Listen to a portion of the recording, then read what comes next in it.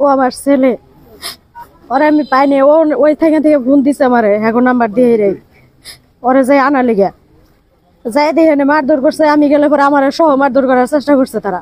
পরে ওইখান থেকে ওইখানে লোকজন আবার এই পর্যন্ত আগে দিয়ে গেছে ছেলেরা সহ। জায়গার কাউরে চিনি না। আমি যাওয়ার পরে তারা এটাও বলছে তারা এই আওয়ামী লীগের নেতা, তাদের সাথে করা যাবে না। তারা ছেলের তুলে আনছে, নিয়ে খালি যাওগা। মারধর করছে আমার ছেলেরে, মারধর করে তারা আমার হাতে তুলে দিয়ে দিছে, নিয়ে খালি যাওগা। না কি কারণে মারছে তারা জানা নাই। আমি স্কুলে ছিলাম, স্কুল থেকে বের হওয়ার পরে 4 জন ছেলে ছিল, 4 জন ছেলে আমার টাইনা নিয়ে গেছে ওই সাইডে নিয়ে আমার মারছে। মারার পরে ওই 4 জনের গার্জেন আইসা স্যার শুদ্ধা আমাকে বন্দুক ঠেকিয়ে আমার ওই 1 কিলোমিটার দূরে ওদের বাসার সামনে নিয়ে গেছে। ওই রাস্তায় মারতে মারতে গেছে, ওই হানে যাওয়া মারছে। একবারও শুট করে দিব, কথা কইস না, কথা কইলেই শুট করে দিব। কি কারণে তোমার উপর আক্রমণ জানাইছে তারা? তারা কিছু জানে নাই। আমার স্কুল ছুটির পরে বাচ্চারা যাওয়ার পথে বাচ্চায় ঝগড়া লাগছে। বাচ্চারা ঝগড়া লাগার পরে আমি যখন চলে যাচ্ছি বাসার দিকে, তখন দেখি ঝগড়া। ওই জায়গায় যাওয়ার পরে দেখতেছি আমি আসলে অনেক লোকের চিনি না, তাদের অভিভাবক আসছে, আইসায়ের অনেক হাঁটলি তাপড়ি পারছে। পরে এক পর্যায়ে তারা অস্ত্রধারী কিছু লোক আইসা, একজন লোক আইসা আমার বাচ্চাটারে নিয়ে গেছে তুলে। এতে আমরা শিক্ষকরাও অনেক ভয় পাইছি, শিক্ষার্থীরাও অনেক ভয় পাইছি।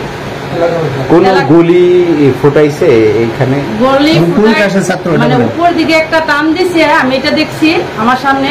আমার শিক্ষকের গায়েও মানে এরকম টাক করছে, বলছে যে সামনে আসবেন তাকে আমরা গুলি দিব। তারপরে আর আমরা পিছনে যাইতে পারি নাই, উনি বাচ্চারে নিয়ে গেছে। তা যা আমরা আজকে সিসিটিভিতে আপনারা দেখতে পাচ্ছেন। যাকে নিয়ে গেছে উনি 8ম শ্রেণীর ছাত্র ফেরদৌস ইসলাম। আমি আলমগীর হোসেন, সরকারি শিক্ষক, স্কুল। আমরা সকল শিক্ষকই ওই ঘটনাস্থলে ঘটনা ঘটার পর আমরা যাই এবং যাই দেখি ওই আমাদের ছাত্রটা যে ফেরদৌস 8ম শ্রেণীর, হয়তো ওদের মারধর করতেছে। আমরা ফিরাই।